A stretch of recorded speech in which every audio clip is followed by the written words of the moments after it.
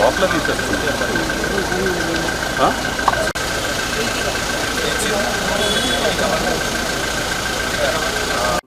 గుంటూరు నగరంలో diarrhoea cases కొన్ని మనకు రిపోర్ట్ అయింది. సో అది రిపోర్ట్ కావడం వల్ల మనం ముందు జాగ్రత్తలు తీసుకోవాల్సిన అవసరం ఉంది. ఎందుకంటే ఇప్పుడే మనకు విజయవాడ సిటీలో రాజరాజేశ్వరిపేటలో జరిగింది. సో ఆ రకంగా ఒక సంఘటన మళ్ళీ మన రాష్ట్రంలో ఎక్కడ జరగకూడదనే ఒక ఉద్దేశంతో ఎక్కడ అయితే కేసెస్ రిపోర్ట్ అయిందో ఇమ్మీడియట్గా కలెక్టర్ గారు, కమిషనర్ గారు ఇద్దరు కూడా చాలా జాగ్రత్తగా ముందు చర్యలు తీసుకున్నారు. సో దానివల్ల పెద్దగా అవుట్బ్రేక్ కాకుండా ఇప్పటికే కంట్రోల్ చేయడం జరిగింది. ఇప్పుడు మొత్తం కూడా మేము స్టడీ చేయడం జరిగింది. అది ఒక్క ఏరియాలో ఇప్పుడు విజయవాడలో రాజరాజేశ్వరిపేటలో జరిగినట్టుగా ఒక్క ఏరియాలో జరగలేదు. స్పొరాడిక్గా అక్కడ ఒక కేసు, ఇక్కడ ఒక కేసు అలా జరిగి ఉంది. ఎక్కువ ఓల్డ్ గుంటూరులో రిపోర్ట్ అయ్యి ఉంది. కానీ ఇవన్నీ కూడా ఒక్క డ్రింకింగ్ వాటర్ సోర్స్ దగ్గర నుంచి లేకపోతే ప్రతి ఒక్క ఏరియాని స్టడీ చేస్తే ఒక్క శానిటేషన్ సోర్స్ నుంచి ఆ రకమైన అవుట్బ్రేక్ జరిగిందని చెప్పేసి మేము అనలైజ్ చేయడం జరిగింది జియోగ్రఫికల్గా. కానీ అలా కూడా జరగట్లేదు. ఇవన్నీ కూడా చాలా స్పొరాడిక్గా వేరే వేరే ఏరియాలో జరిగింది. కానీ కొన్ని ఏరియాలో ఒక 4 కేసు 5 కేసు జరిగింది. కానీ ఇప్పుడు ఇయర్లీగా మనం ఐడెంటిఫై చేయడం వల్ల మళ్ళీ పెద్ద ఎత్తున జరగకుండా ఇప్పటికే మనము వాటర్ టెస్టింగ్ కానీ వాటర్ క్లీన్ చేయడం కానీ అదే రకంగా ప్రజలకు అప్రమత్తం చేసి వాళ్ళు ఎలాంటి నియమాలను పాటించాలని చెప్పేసి కూడా చెప్పడానికి టైం ఉంది కాబట్టి చెప్పడం జరిగింది. సో ఇప్పటికీ మనకు ఏదైతే కేసెస్ రిపోర్ట్ అయిందో అవన్నీ కూడా ప్రాపర్గా ట్రీట్మెంట్ కూడా జీజీహెచ్లో సూపరింటెండెంట్ గారు ఆధ్వర్యంలో ఇవ్వడం జరిగింది. సో ఎవరు కూడా ఎలాంటి సీరియస్నెస్ ఏమీ లేదు, అందరూ కూడా స్టేబుల్గా ఉన్నారు. కానీ ఇది ముందుగా మళ్ళీ పెద్ద ఎత్తున అది ప్రభావితం కాకుండా మళ్ళీ స్ప్రెడ్ కాకుండా ఎలాంటి చర్యలు తీసుకోవాలని చెప్పేసి ఈరోజు కలెక్టర్ గారితో, కమిషనర్ గారితో, సంబంధించిన అధికారులతో మేము డిస్కస్ చేయడం జరిగింది. సో ముఖ్యంగా ఈ డ్రింకింగ్ వాటర్ సోర్స్ వచ్చేసి ఇప్పుడు చెక్ చేస్తే అన్నీ కూడా మనకు సేఫ్గా ఉన్నట్టుగా వస్తుంది. కానీ ఇప్పుడు రాజరాజేశ్వరిపేటలో కూడా మేము ఐడెంటిఫై చేసింది ఏమంటే చాలామంది ఇండివిజువల్గా బోర్వెల్ వేసుకుంటున్నారు. ఇండివిజువల్గా కొంతమంది ప్రైవేట్ ఆర్ఓ ప్లాంట్ పెట్టుకుంటున్నారు. సో అక్కడ చెక్ చేసినప్పుడు ఖచ్చితంగా అక్కడ వాళ్ళు అన్ట్రీటెడ్ వాటర్ని తాగడం వల్ల వాళ్ళకి ఏ రకంగా సైంటిఫిక్గా ట్రీట్ చేయాలని చెప్పేసి తెలియకపోవడం వల్ల అక్కడ అలాంటి బ్యాక్టీరియల్ కంటామినేషన్ జరిగే అవకాశం ఉంటుంది. ఇప్పుడు విజయవాడలో కూడా అదే జరిగింది. సో ఆ రకంగా ఇక్కడ కూడా జరగకూడదని చెప్పేసి నేను జనాలందరినీ కోరుతున్నాను, ప్రజలందరినీ కోరుతున్నాను.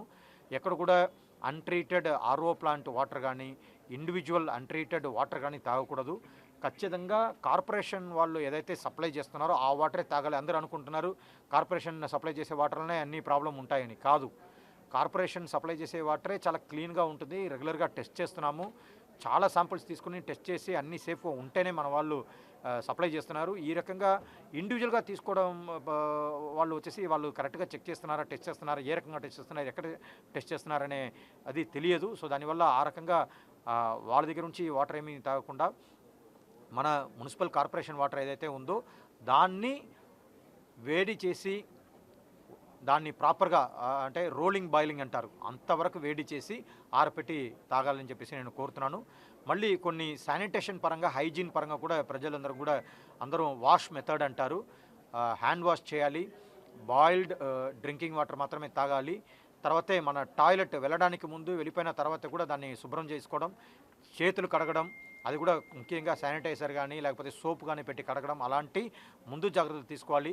మళ్ళీ బయట ఫుడ్ అనేది తినకూడదు. ముఖ్యంగా ఈ పానీపూరి అలాంటిది, చికెన్ బిర్యానీ అలాంటిది ఎక్కడ కూడా ఈ ఫాస్ట్ ఫుడ్ అలాంటిది తినకూడదు. ఎందుకంటే దాని ద్వారా కూడా మనకు ఫుడ్ కంటామినేట్ అయితే కూడా ఇలాంటి డైరియా వచ్చే అవకాశం ఉంటుంది. ఇది వర్షాకాలం కాబట్టి, సీజన్ కాబట్టి, సో ఈ టైంలో ఇలాంటి ముందు జాగ్రత్తలు తీసుకోవాల్సిందిగా నేను ప్రజలందరినీ కూడా కోరుతున్నాను. మా వైపు అధికారుల తరపు నుంచి డ్రింకింగ్ వాటర్ కానీ, శానిటేషన్ కానీ, ఫుడ్ కానీ చెక్ చేయమని చెప్పేసి ఆల్రెడీ టీమ్స్ కూడా వేయడం జరిగింది. వాళ్ళు చెక్ చేస్తూ ఉంటున్నారు. మళ్ళీ ఎక్కడ కూడా ఎలాంటి ప్రాబ్లం రాకుండా ఒకవేళ వచ్చినా కూడా ఇమ్మీడియట్గా డాక్టర్స్ని సంప్రదించవలసిందిగా కోరుతున్నాను. లోకల్ అర్బన్ పిహెచ్సి డాక్టర్స్ని, లోకల్ ఆశా, ఏఎన్ఎం, మెడికల్ ఆఫీసర్స్ని మీరు కాంటాక్ట్ చేయండి. లోకల్గా ఉన్న ఆర్ఎంపీ దగ్గర దయచేసి వెళ్ళకండి. లోకల్గా ఆర్ఎంపీ దగ్గర వెళ్తే వాళ్ళు ఎలాంటి మందులు ఇస్తారో చాలా హెవీ స్టెరాయిడ్స్, హెవీ యాంటీబయాటిక్స్ ఇచ్చే అవకాశం ఉంటుంది. మళ్ళీ ఒకరికి ఇచ్చిన ఇంజెక్షన్ ఇంకొకరికి వాడే అవకాశం ఉంటుంది. దానివల్ల కూడా మనకు చాలా పెద్ద ప్రమాదం జరిగే అవకాశం ఉంటుంది. దానివల్ల ఆర్ఎంపీల దగ్గర ఎవరి దగ్గర వెళ్ళకూడదు. మళ్ళీ డాక్టర్ని సంప్రదించకుండా, డాక్టర్ ఒక ప్రిస్క్రిప్షన్ లేకుండా ఇష్టం వచ్చినట్టుగా మనమే ఒక చిన్న డైరియా కదా, చిన్న లూజ్ మోషన్ కదా, చిన్న ఫీవర్ కదా అని చెప్పేసి మనం డైరెక్ట్గా మెడికల్ షాప్కి వెళ్ళి మందులు తీసుకొని తినడం అలాంటి ఇది చేయకూడదు. హెల్త్ సీకింగ్ బిహేవియర్ కూడా ఇంప్రూవ్ చేసుకోవాలి. ఏదైనా వచ్చినా ఇమీడియట్గా డాక్టర్ దగ్గర వెళ్ళాలి. లోకల్గా అర్బన్ పిహెచ్సి ఉంది, లేకపోతే జీజీహెచ్ ఉంది. సో ఎక్కడైనా వెళ్ళి వాళ్ళు సరైన ట్రీట్మెంట్ ఎర్లీగా తీసుకుంటే, చిన్న సిమ్టమ్ వచ్చినప్పుడు, చిన్నగా వామిట్ వచ్చినప్పుడు, చిన్నగా వాళ్ళకి నీరసంగా ఉన్నప్పుడు, లేకపోతే డీహైడ్రేషన్ అవుతున్నట్టుగా వాళ్ళకి అనిపించినప్పుడు ఇమీడియట్గా ట్రీట్మెంట్ తీసుకుంటే ఖచ్చితంగా ఇలాంటి ఇష్యూ నుంచి మనం బయటపడవచ్చని కోరుతున్నాం. మన గుంటూరు జిల్లాలో గుంటూరు మున్సిపల్ కార్పొరేషన్ పరిధిలో diarrhoea cases September 17th onwards వస్తున్నాయి. వారందరూ కూడా ఎక్కువ జీజీహెచ్లో అడ్మిట్ అవ్వడం జరిగింది. కేసెస్ని కూడా అనాలిసిస్ చేయడం జరిగింది, ఏ ఏరియా నుంచి ఎక్కువ కేసెస్ వస్తున్నాయని. సో ఫస్ట్ ఫ్యాక్ట్, అందరూ కూడా మనకు జీజీహెచ్లో ఉన్న అందరూ కూడా స్టేబుల్గా ఉన్నారు. రెండోది, మన జిల్లాలో ఇక్కడ వస్తున్న కేసెస్ కూడా స్పొరాడిక్ కేసెస్, డిఫరెంట్ లొకేషన్స్ నుంచి వచ్చి ఉన్నాయి. క్లస్టరింగ్ ఆఫ్ కేసెస్ అన్నది రాలేదు.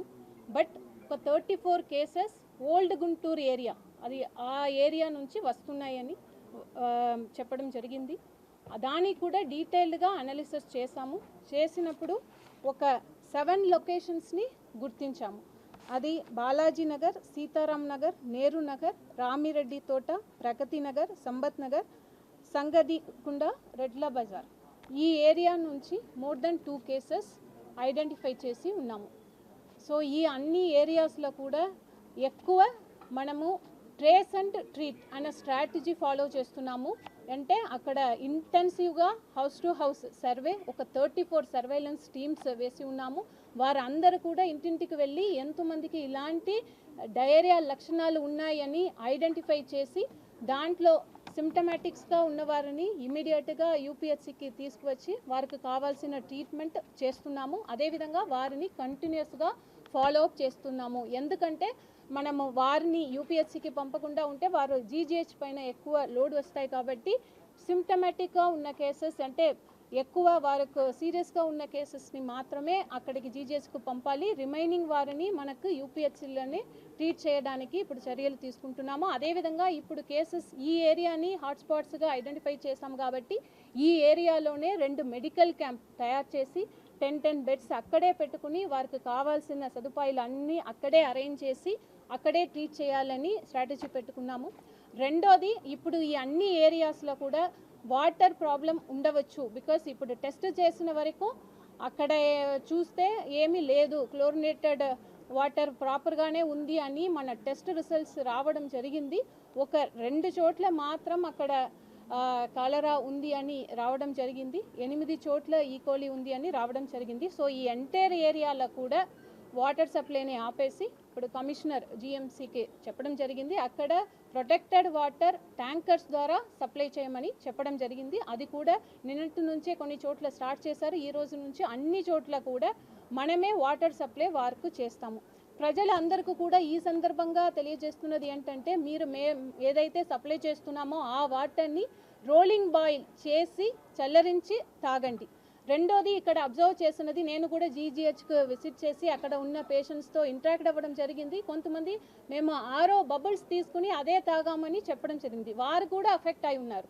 సో దట్ మీన్స్ అక్కడ ఆరో ప్లాంట్ల నుంచి కూడా రావడానికి, మనకు ఇన్ఫెక్ట్ అవ్వడానికి వీలుంది. కాబట్టి ఏ వాటర్ అయినా మీరు బాయిల్ చేసి తాగాలని కోరుతున్నాము. అదేవిధంగా అన్ని ఆరో ప్లాంట్స్ నుంచి కూడా శాంపుల్ తీసుకుని ఒకసారి చెక్ చేస్తున్నాము. దెన్ ఇప్పుడు ఎక్కువ ఐఈసీ మీద ఫోకస్ చేస్తున్నాము. బికాస్ పీపుల్కి దీనిపైన అవగాహన ఉండాలి, బాయిల్ చేసి వాటర్ తాగాలి. అదేవిధంగా బయట ఫుడ్ని తీసుకోకుండా ఇంటిలోనే ఫ్రెష్గా తయారు చేసి తినాలి అని అందరికీ కూడా చెప్పడానికి ఇప్పుడు ఐఈసీ మీద ఫోకస్ చేస్తున్నాము, మైక్స్ ద్వారా చెప్తున్నాము. దెన్ ఇంకొకటి చాలా చాలా ఇంపార్టెంట్, ఇప్పుడు ఫీల్డ్కి వెళ్ళి నేను ఇంటరాక్ట్ అయినప్పుడు కొంతమంది చెప్పినదంటే, వారు ఇలాంటివి వచ్చినప్పుడు ఆర్ఎంపీ దగ్గరికి వెళ్తున్నారు.